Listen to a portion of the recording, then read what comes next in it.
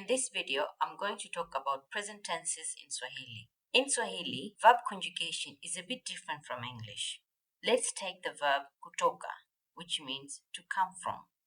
The first step is to drop the infinitive part of the verb kutoka, which is ku. That leaves us with the verb root toka. We then add tense marker na, which indicates the present tense. And lastly, we add the subject prefix to the very beginning of the verb.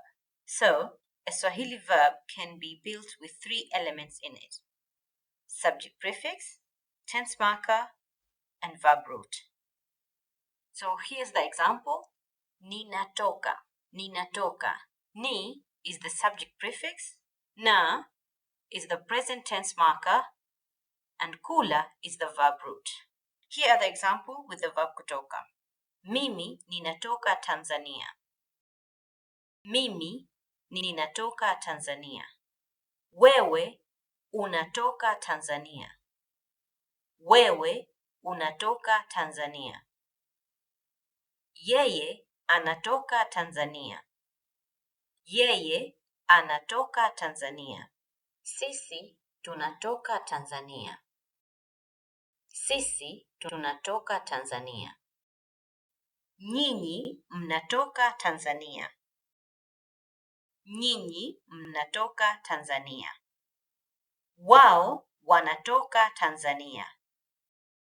Wao wanatoka Tanzania. Remember, from the subject prefix lesson, which is linked here in the card, we said that when using subject prefixes, you can drop the subject pronouns. Here are some examples with present tenses.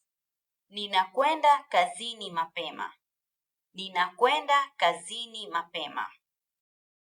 Unakwenda kazini mapema. Unakwenda kazini mapema.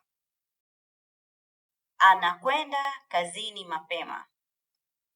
Anakwenda kazini mapema. Tunakwenda kazini mapema. Tunakwenda kazini mapema.